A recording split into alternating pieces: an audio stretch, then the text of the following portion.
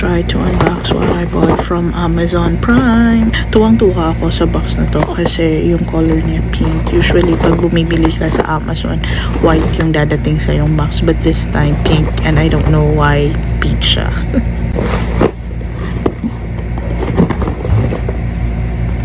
Now, let's try to open this box. Excited ako makita yung sa loob. Ito yung gustong-gusto ko sa Amazon kasi, di ba, overseas siya. Maganda talaga lagi yung packaging niya. As in, protected yung package mo. Nakikita niyo naman ang daming bubble wrap na nakalagay sa box ko. And you can see, yan lang yung laman. So, this is the receipt. It's a send a thank you note. Kita nyo yung nakalagay, a gift for you. Enjoy your gift from Ains.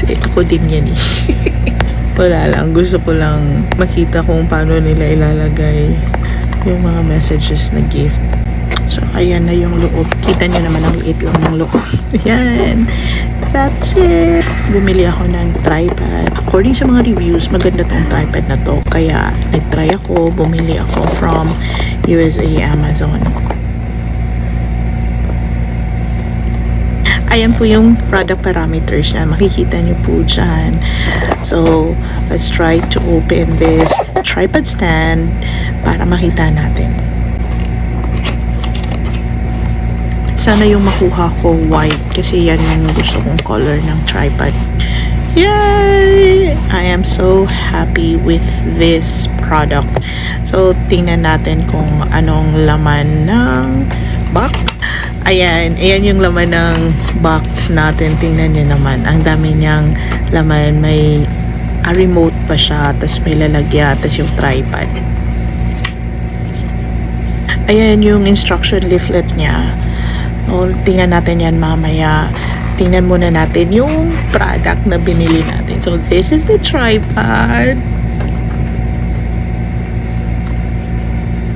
Yan po ang binili ko sa Amazon na tripod. At tuwang-tuwa ako kasi white yung pinadala nila. I will figure this out kung paano siya gamitin. Wow! Oh my God. How? Okay. Finally, after several times na itrinay kong i-open yung legs ng tripod, di ko magawa. So ngayon, nagawa ko na. Ang hirap kasi.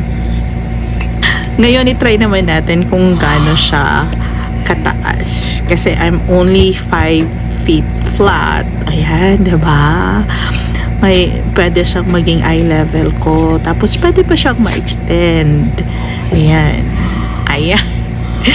Kagaya ko na siya kataas. We're of the same height! Yay! So happy! Ayan, kinakalikot ko kasi para alam ko how to figure this tripod out.